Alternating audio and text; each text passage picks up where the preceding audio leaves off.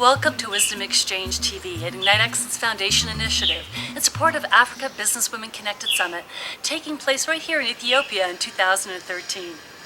The Wisdom Exchange is a resource to aid African women to learn, lead, and succeed in life, business, and community.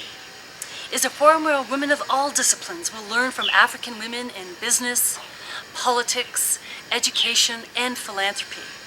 These are the real change agents of Africa, communities, country, companies, and continent.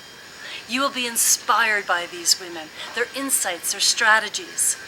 So do please subscribe so you don't miss an episode. We do upload a new episode every 2 weeks, and we incorporate expert perspective blogs as well.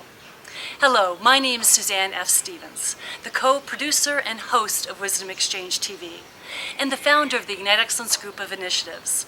One of our major initiatives, besides Wisdom Exchange TV, is the Ignite Excellence Foundation, which our mission is leadership, advocacy, and education, with the vision to inspire, invest in developing women in emerging countries. Today we are in Ethiopia with our leading lady, Mulumebet Iori. She's the founder of Byogenic Beauty Spa. Mulu is the pioneer of the beauty care industry in Ethiopia. She employs 45 people, and through a training center she founded, she has assisted in creating job opportunities for 678 students. A pioneer, a teacher, an employer, a real leading lady.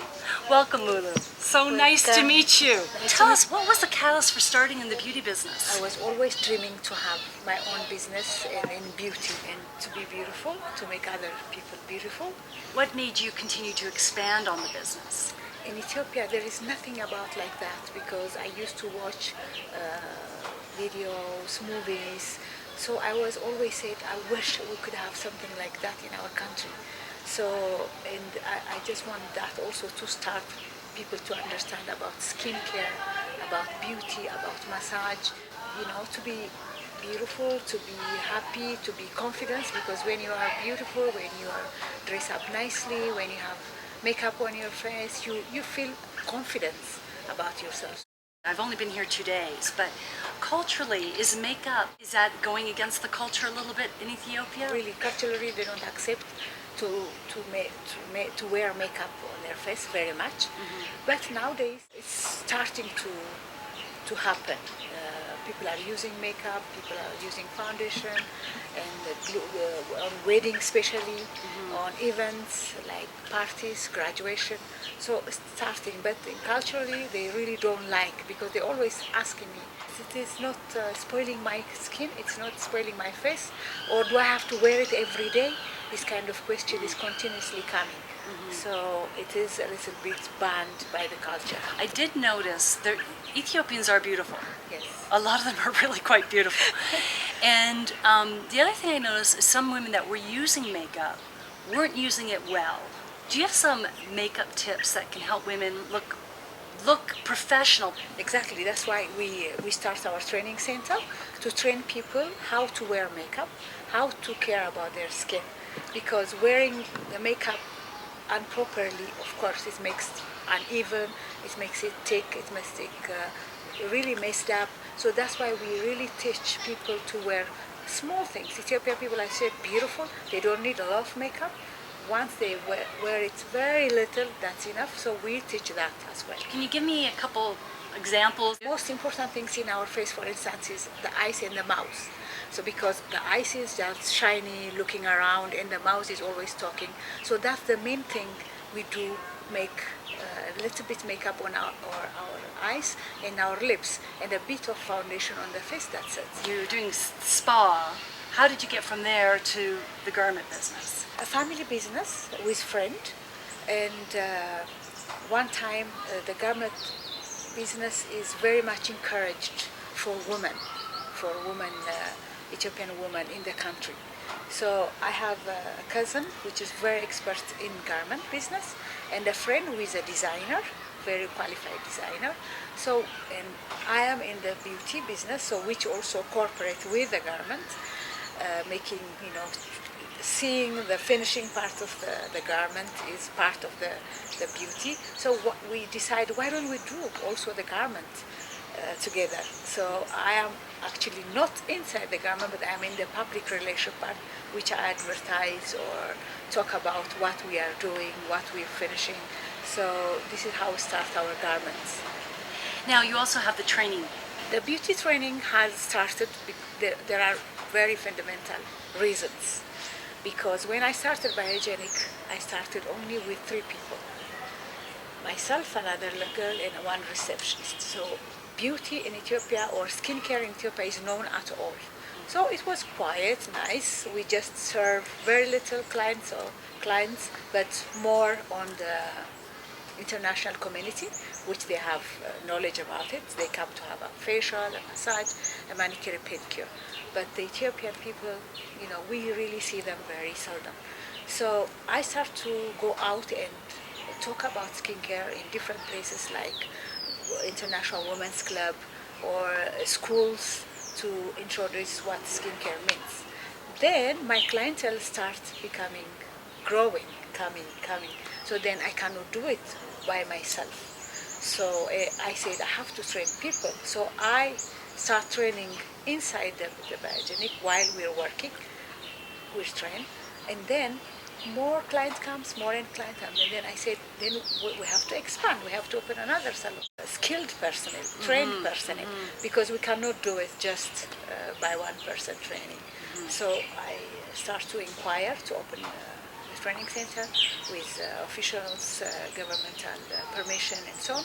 So I try even to approach some big organization to make it quite big, like in Europe or in the States, but that wasn't possible. So I started with my own investment, a small villa which I hired, and then I started myself to teach. And the first batch was like 40 students suddenly for massage and facial. And then I really like it, and then people were interested, students coming, inquiring, and when they finished, they all even get a job immediately, even though we also Byogenic also take them to work. So when I see that, I said we really need that training center to grow. Now, did you have any concerns? Feel like you may come into contact with some obstacles as you were starting to grow? Yes, a lot of obstacles there are. First of all, to open and have this training center is not an easy thing. Starting from bringing equipments from abroad, products from abroad. It was a lot of obstacle, permission. And then people start to learn and then quit.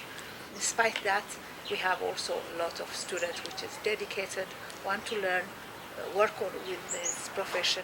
So how did you learn, and if you can give us some idea of how someone goes about importing products? Yeah, and then you have to go through all the process, governmental process, that how you have to import your things. You have to have your license for importation. You have to have, I have distributor quite known where I went to school in New York, in New Jersey, so I have to contact them as well. And then comes the tax, to pay taxes, another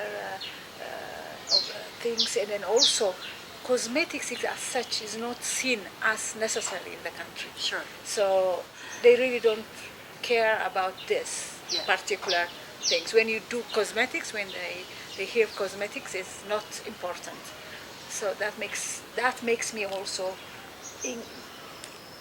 not comfortable, while I do business like this, train people, they should have considered it. So that makes me uncomfortable about that. Now, but yet you've been able to do it. Yes, with a lot of struggle, we do it. In expanding business, would you recommend the same approach that you took? Yeah, in Africa, things are going right, going wrong, so you have to have that strength, that will, that power, that whatever comes, you have to accept. So then you can go. Otherwise, there are so many obstacles in different countries in different ways. But this is the way we deal.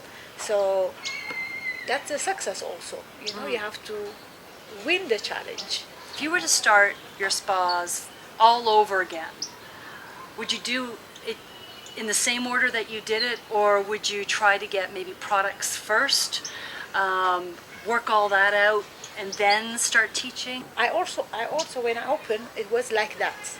Okay. On time, things change, policies change. So when I started, really brought a lot of products first, and then doing it. But policies are quite flexible in this country, so change. So whenever policy changes, you have to change. But since also I'm so much occupied in different places, that some things are slip out on your side that you're not ready for that. So when policies change, does the government inform you, or do you have to figure it out? I have to figure it out. So where do you go to do that? There are offices that looks for this, so we go there and we'll find out. Okay. Yeah. So you make sure you stay abreast and Yes. on top. Yeah. There's a lot of salons around. Like, there's a corner and there's someone cutting hair. Besides that, yours is a spa. What makes you different? Well, there are actually these spas are expanded because of our training center. I will say it confidently because there was nothing similar before. So once we started this training center, there are a lot of students come out, as you mentioned on the figure, 600 something students are graduated. So they want to have their own business as well. So they do it small. So we are different because we are the pioneer. We have all the products necessary that people could use, and the space matters. The professionality is also matters. It's not that you only learn and start. You have to continue learning, and you have to do your things properly. So most of the spas, except the big ones, they're starting in a small. I'm not against that because they have to use it in different levels. We have spas which is like us, people comes, looking for luxury things, like it could be juice, it could be a green tea, it could be a nice music, it could be a fountain in their rooms. And there are people with the small things, they do their jobs. Also important because Ethiopia, in Addis, like about 5 million, different standards, different income. So I am happy that the small spas around, if it is real spa, would be serving also other people who can pay little money. You're mentoring younger women. Yeah. And sometimes the belief is that those people become competition rather than helping the industry. But you've managed to create competition for yourself, but you've also managed to say it's changing the industry. Yeah. So you're actually creating demand by educating people. Exactly. Good strategy. Yes. I like that strategy. Yeah. Collaboration instead of competition. Exactly. Tell us, how do you motivate your team? By the way, I have a wonderful staff. First of all, when I recruit my staff, I'm very open with them. I'll tell them the first things. I'm a whole workaholic. I don't like people doesn't want to work. So I teach them in that, and I give them training how they do in the Byogenic spot. If we don't have our clients, they don't get any money, and I don't get any money. So it's a win-win situation between us. And then for their motivation as well, we have so many ways of motivating. We don't give them only salary, because only salary means someone just waiting for that month to get that amount. So I create a commission by the work they do. So in different, we have many activities, more than 20, if I'm not mistaken, activities. It has a range. If someone do a facial, that has a commission, massage, pigment, wrinkle removals, stone massage, manicure, pedicure, even hair wash. A girl who washes her hair, she has a commission. So she's motivated. And also we have bonus at 2 times a year. Yeah, 2 times a year we give them bonus. And then 1 time a year also we gather. Actually, it's not me gathering, call them, they call me. So that's actually this month, in September, end of September, they organize a party. So in that party, we eat, we laugh. We're not talking about business. So we nominate the best workers of the year, the best happy person in the year, or the best dress up, or the best careful in the treatment rooms, or taking care about our places to be clean. All this has categories, has gain or win a prize. Which is great. So you provide commissions, bonuses, and which I often think is the most powerful reward, is the emotional reward of acknowledgement from your peers. Yes. This is our 12th country that we went to in Africa. And service varies substantially depending on which country you're in. Yes. But it's fairly consistent within the country.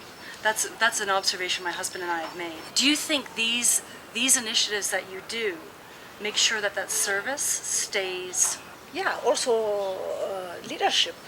Leadership. I'm always following my staff, and I follow the job, and I will tell them every day. I mean, we have once in a week, we have meetings, and we always talk about service. The first thing we talk about service.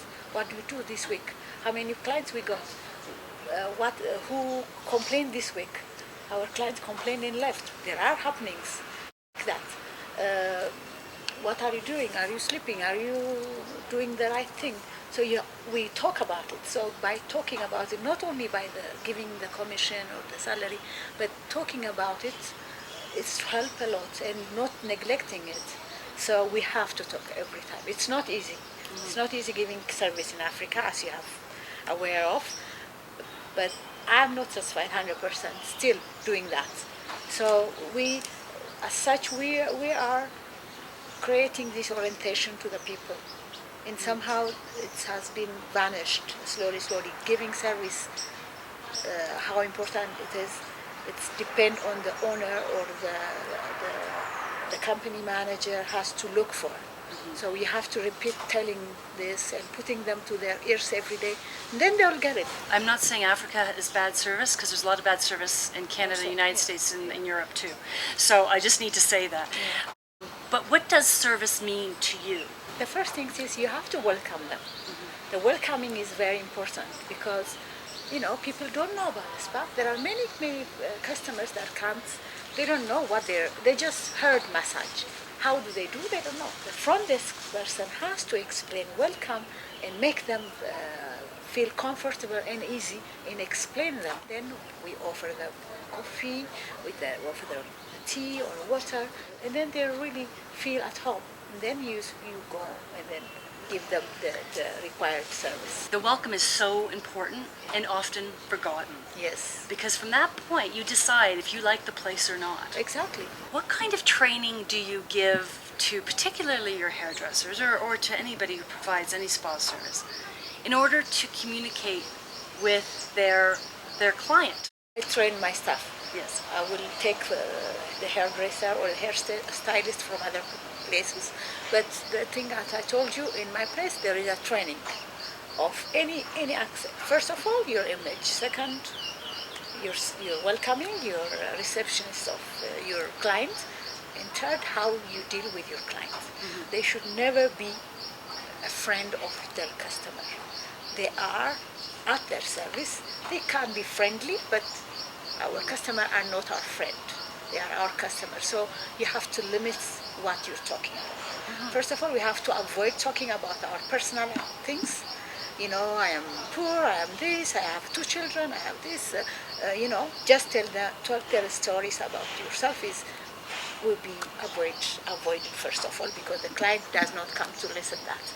Secondly, we don't want to talk about politics, because politics always makes clash or argument, so we don't want, and religious the same thing.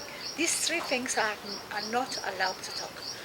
We just want to talk to our clients, how do they want to do their hair, what color they want, how short, how long they want it, and then they have to talk about their beauty, how beautiful they dress up, how they would like to be improved their face, we have so many treatments to use. We even have a Morocco bath. Now soon they're going to open to make them use our services instead of make them tired with telling different stories. So gossip, we don't want to do any gossip about their colleague. So I tell them all the time to avoid this kind of conversation. Do you teach them how to ask questions to take interest? But do you encourage them to learn about their customer? They also can go and talk to them. They know them. Also, the Ethiopian people are such, they're very nice. They really go out of their way to talk to them. They make a conversation very well, asking about what you have done the weekend, a lot of things, interest, yes. Do you guide your masseuses differently on how to deal with somebody who wants to talk or doesn't want to talk during their massage? We teach our therapist to talk 5 minutes, maximum 10. There are also people, as you said, who would like to talk further, but we cut because there are many reasons. For the 10 minutes at the beginning, the therapist has to know what kind of massage you like to have, what kind of problem you have, where places that she could stress to do a better service, because maybe you're very tired and you have sore in your shoulder, so she might emphasize on that. But also, she's doing a manual job. So if she talks a lot, she will get tired and she cannot perform her job properly. What are some pieces of advice you can give to women to look current and the best them that they can? To be glamour or beautiful makes you build some kind of confidence, I said. So the first image I see anyone, they should have a little, first of all, even though it should not be a fancy dress, a fancy shoes, it doesn't matter, but clean and neat and nicely put together should be one. Mm-hmm. And a little makeup on your eyes, on your mouth, your manicure has to be done, your earrings, your jewelry has to be matched. That's for me is important. I don't judge the way they dress up. They are bad, they are good, but I love to see them nicely and neatly. What's been the most significant impact you feel you've made in your career? When I started, as I said, with 3 people in the spa, and now we have 45. And then I went somewhere else in garment. We have 65 women working, and I'm happy. And I have 2 children, by the way, and my husband, I also should not forget, because without him, I would not arrive here. He always back me and support me, and I have made my children educated and actually university level. So I'm very happy and successful, and I think I have made it. The biggest impact you made? One thing which makes me really happy, I gave education to a lot of people. That's my one thing. If you were to attribute your success to one thing? Very stubborn. If I need something, I have to do it, and I have to really do it the way I wanted to do it. Nobody can stop me. What is the most challenging aspect of your career? Staff challenge we have a lot. Mm-hmm. Because you waste time, waste money, you waste training, and then people leaves you. Mm-hmm. And then whenever you start again, now I'm not worried. Because we are on the process of training. So, but at the beginning, I had that challenge a lot. There are days I am almost sleeping in the spa, cleaning, looking, programming tomorrow, what we do. And that was really a big challenge. But now, with time, we're passing. And the same in the garment, we have a lot of challenge. People you train, they leave. So you have to start all over again. Customer don't want to see that, so that's also a hard challenge. You know, and I so appreciate that challenge, because owning a training and development company, you put so many hours and hours and weeks and months into somebody, and if they don't work out, it's like you've just wasted all that time, money, energy, something that you've done that just did not work. And what was it, and what did you learn? There are so many things also doesn't work the way I wanted. For instance, I would like to have big premises for myself. Want to expand it in different ways. It didn't work out. I'm not regretting much, but I wish it would have been that way. But then you have to live sometimes things the way it was. Expanding now, I'm not thinking anymore, because I have already 2 existing spa, and 1 training center, 1 garment, and another spa is going to happen soon. So I also have to look my energy. If somebody else came along and wanted to get support or a sponsor to help them go big first, do you have any insight now that you didn't have when you did it? Yeah, you could do it differently, and by for example, looking for other partners to put money in it, because this industry needs a lot of money usually. Now, this is what I call my edginess segment. Edginess, as a reminder, is something that you've done that makes you uncomfortable, but you need to continue to do it in order to have the success that you experience now. That is when I fire a staff. I have very difficult moments. Sometimes I even fear to tell the staff to send away, because I don't want them to send, but I have to it somehow.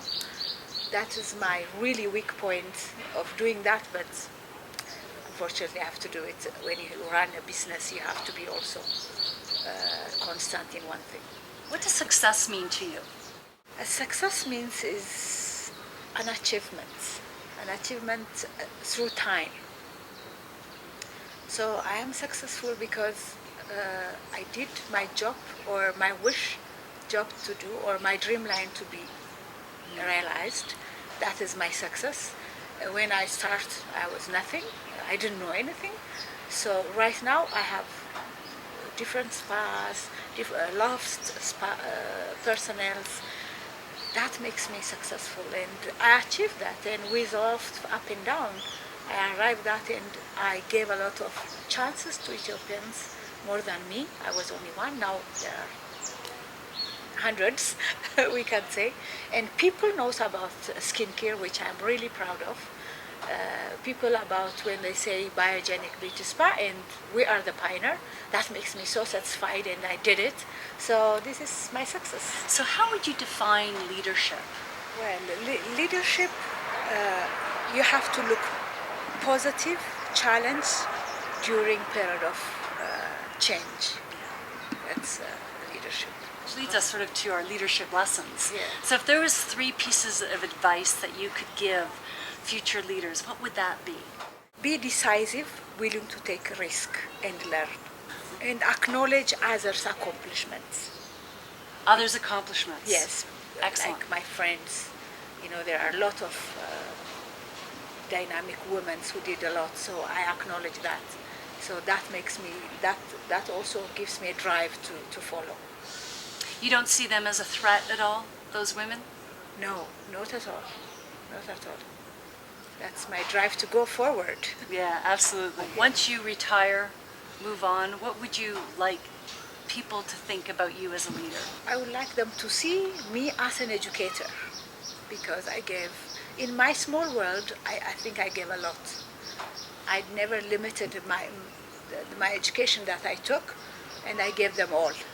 I mean, whoever took it properly, that's something else, but I gave them all. So I want them to look at me as an educator. So what's next for you?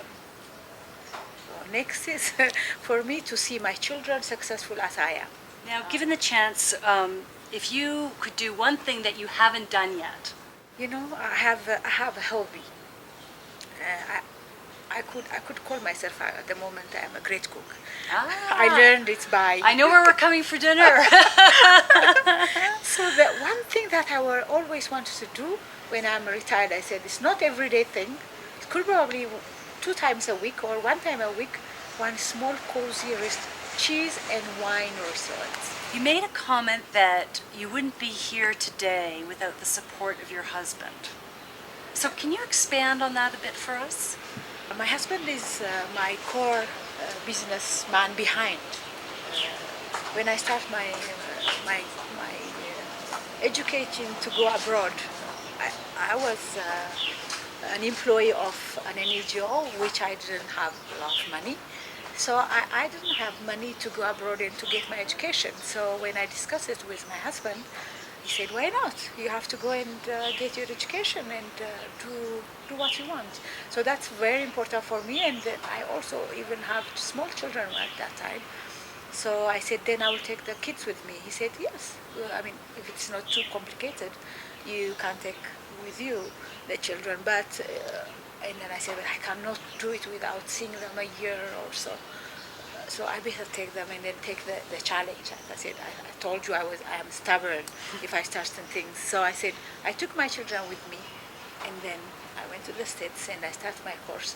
There were days that I said, who put in my mind these things to come all the way here and learn and foreign kids? But when I look back, I said, that was the right things I did. So I'm very happy, and my husband's contribution is a lot. What words of advice or wisdom would you give to your 10-year-old daughter today? I always tell my children what they have to do since they were small. So I will tell her to be strong and take all challenge for positive attitude, and then to go forward. What do you wish someone told you when you were 10 years old? I lost my biological parents when I was 9. So both parents? Both parents. By the time I was 10, I lost both my parents. So I wish they were there to tell me, we love you. It gets to be that simple, right? Yeah. When you lose your parents so Yes. young. So who brought you up? And I was adopted by a Dutch mother, which I am also considered her like my mom, and she's also supportive, by the way. So if there was anything that you could change? No, I think I'm happy the way I am now. So what words of wisdom would you like to impart to African women? Women should avoid cultural constraints, especially in Africa. And two, all African women need to push having more education and exposure to grow. To be successful, one needs to have a clear objective and vision. Thank you so much. Well, this is the first time we had the opportunity to work with someone and interview somebody who is a beauty expert and has fantastic spas, and going to become a loyal customer as my stay in Ethiopia. My name is Suzanne F Stevens, and I'm co-producer of Wisdom Exchange TV, along with my husband Michael K. Ginwright. We're traveling through Africa, interviewing women just like this, women leaders, trailblazers, pioneers. If you know a woman in your community or in your city or in your country that we should interview, please email us at info@wisdomexchangetv.com with their name, if you have their email address, and what they've achieved, and we'll research them to see if they qualify to be interviewed on Wisdom Exchange TV. Also, if you work for or own or belong to an organization that really wants to tap into top businesswomen across Africa, look at sponsoring Africa Businesswomen Connected Summit. And again, you can email us at info@wisdomexchangetv.com. Also, there's opportunities to advertise on this site as well. Recommendation: subscribe to Wisdom Exchange TV. It is free and you won't miss an episode, but we're also going to be offering special promotions. Lastly, my name is Suzanne Stevens, and I want to leave you with my words of wisdom. They say beauty is in the eye of the beholder, and the reality is when you feel beautiful, you are. And that's a confidence thing, carrying yourself with confidence, and you're beautiful throughout. The outside doesn't change the inside does change the outside. But if you need a little help, come to a spa like this, because beauty on the outside can also help on the inside, at least in the short term. Thank you for joining us.